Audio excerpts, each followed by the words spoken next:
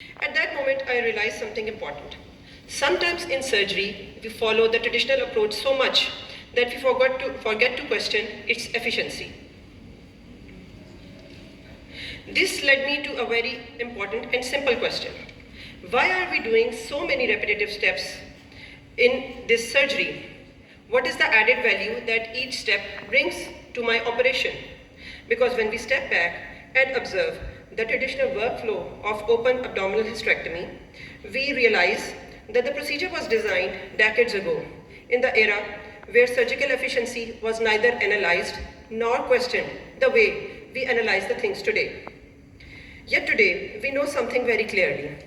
Every additional step in surgery means the longer operative time, more instrument handling, greater surgical fatigue, and potentially more room for surgical error.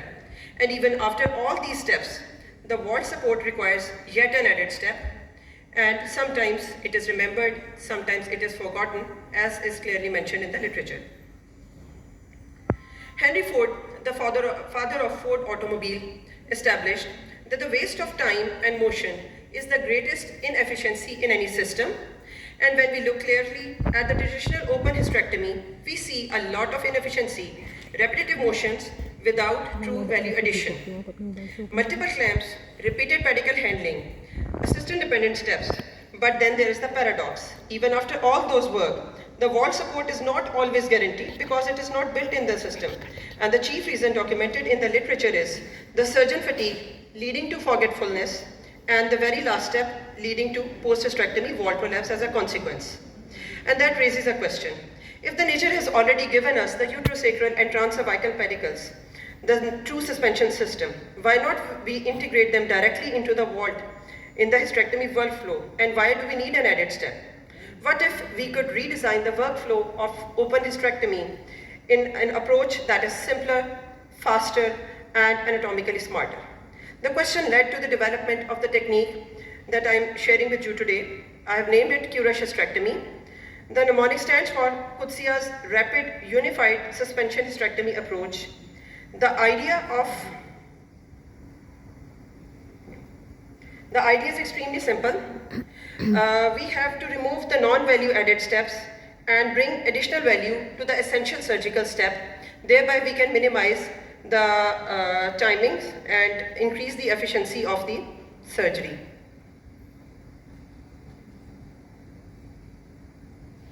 So here I'll try to signify.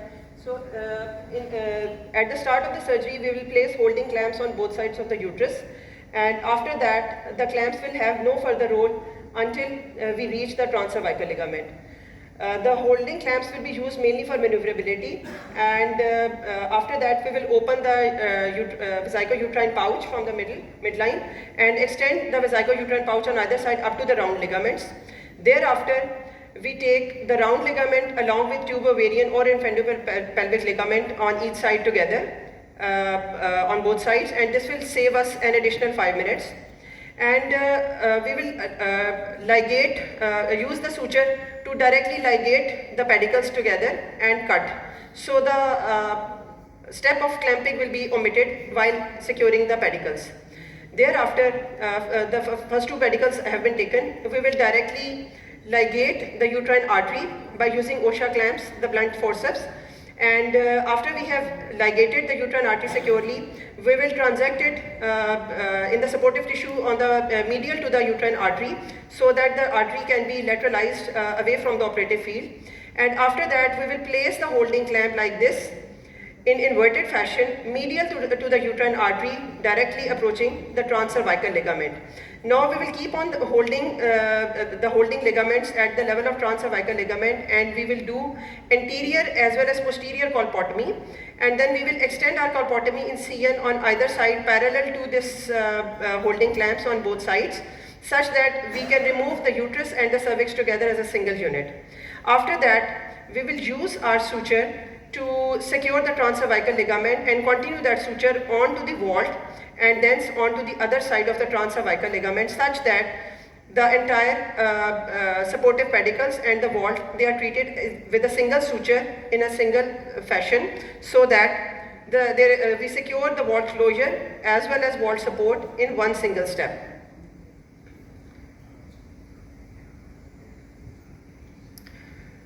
This is the apical view of the surgical technique. We can see that the holding clamps are placed medial, and then we directly ligate the pedicles together. The first two pedicles on both sides are ligated together, and then 1 centimeter margin is left for safety, and we will transact after leaving safe margin on either side. So this is a pictorial depiction of how a traditional hysterectomy gives look to the vault at the end of the surgery. This is the vault when we have not taken the supportive sutures on either side with the transcervical ligament. The vault totally stands out independent of the transcervical pedicles on both sides, and we have to take additional suture to secure the pedicle with the supporting ligaments in the traditional hysterectomy. So this is picture taken from live surgery. This surgery was done in the traditional fashion, and you can see this is how the vault looks at the end of a traditional hysterectomy, unless and until we take the vault supportive sutures with this vault. And this is how the vault looks like at the end of hysterectomy being done through the Qudsia technique. The supporting ligaments are directly tied during the vault closure in a Qudsia technique, making this technique more efficient.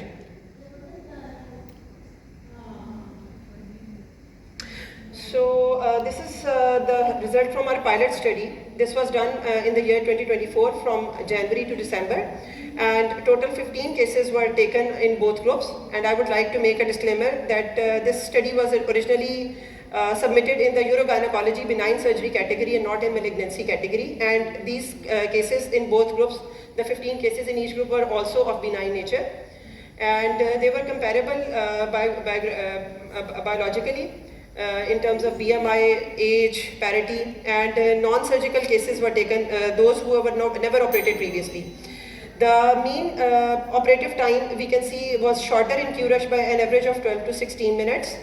And other variables in terms of blood loss, hospital stay, vesicovaginal fistula, bladder injury were comparable. However, there was one case of post-hysterectomy vault prolapse in traditional approach, and none of the cases with Qudsia technique reported with post-hysterectomy vault prolapse. Although the number is small, yet it is statistically significant, and this shows us that we need further studies to confirm the authenticity and validity and further usability of the Qudsia technique.